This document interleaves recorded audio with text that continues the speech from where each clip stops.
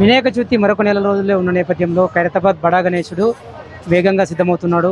ఈసారి విగ్రహం ఎలా ఉండబోతుందో మనం ఒకసారి ఈ పోస్టర్లో చూడవచ్చు. ఈసారి శ్రీ సప్తముఖ మహాశక్తి గణపతిగా మనకు బడా గణేశుడు దర్శనం ఇవ్వబోతున్నాడు. ఇట్లా మొత్తం 7 ముఖాలు 14 చేతులు, తర్వాత ఈ విధంగా ఈ భారీ ఆకారంలో మనకు వినాయకుడు దర్శనం ఇవ్వబోతున్నాడు. ఇటు మనకు ఉపమండపాలు ఉంటాయి మనకు 2 వైపులా. రైట్ సైడ్ మనకు వెంకటేశ్వర కళ్యాణము, అటు ఎడమవైపు శివపార్వతుల కళ్యాణము ఉంటుంది. తర్వాత ఇట్లా ఈ ఉపమండపాల్లో 2 కళ్యాణాలు ఉంటాయి. బడా గణేశుడి దగ్గర మనకి ఇక్కడ పెద్ద మూషికం ఉంటుంది. అట్లాగే ఇక్కడ రాహుకేతువులు ఉంటారు.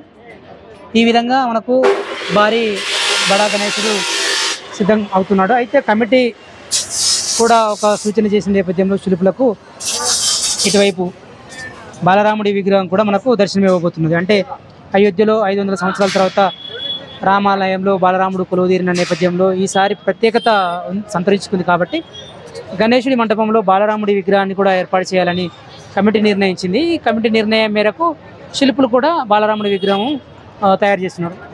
మనం ఇప్పుడు ఓవరాల్గా చూసుకుంటే ఇది మనకు పూర్తయిన తర్వాత ఈ విధంగా కనబడబోతుంది. ఇప్పుడు ఈ నిర్మాణాన్ని మన కళాకారులు శిల్పులు ఏ విధంగా చేస్తున్నారో, వర్క్ ప్రోగ్రెస్ ఎలా ఉందో ఒకసారి చూద్దాం. ఇందాక మనం పోస్టర్లో చూసినాం కదా, ఆ పోస్టర్లో చూసిన విధంగా ఇప్పుడు ఇక్కడ విగ్రహం రెడీ అవుతున్నది. అంటే వర్క్ జరుగుతున్న దశలో మన విగ్రహం ఇట్లా కనబడుతుంది అన్నట్టు మనం చూస్తున్నాం కదా. ఒకసారి భారీ గణనాథుడు, ఈసారి 70 అడుగుల గణనాథుడు సిద్ధమవుతున్నాడు. ఇప్పుడు మనం అక్కడ పైన గమనిస్తే వెల్డింగ్ వర్క్ అనేది కూడా జరుగుతున్నది.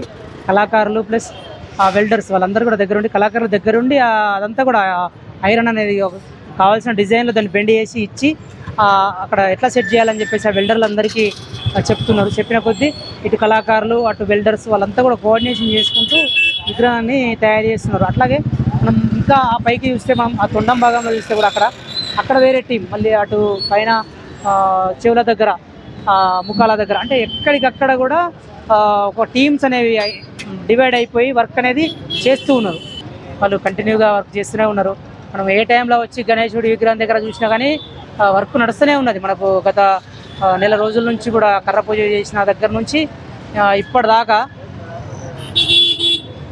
నిరంతరం పని జరుగుతూనే ఉన్నది.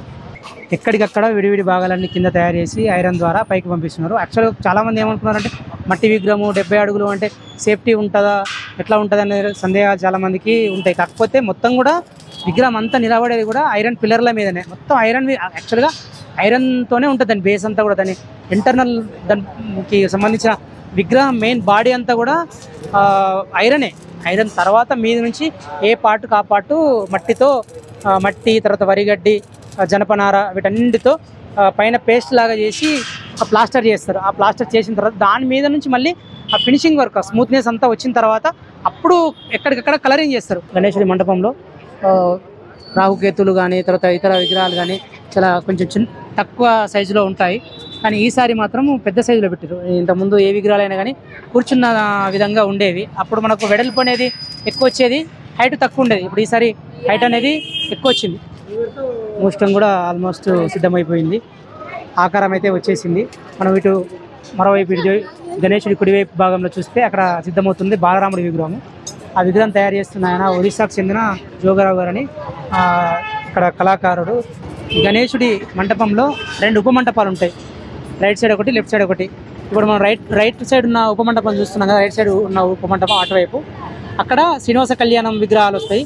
తర్వాత ఈ ప్రధానమైన గణేశుడి మంటపానికి ఎడమ భాగంలో ఇక్కడ ఇదొక ఉపమంటపము. ఈ ఉపమంటపంలో శివపార్వతుల కళ్యాణం వస్తుంది. అంటే ఆ కళ్యాణాన్ని ప్రతిబింబించే విధంగా విగ్రహాలని రూపొందిస్తుంటారు.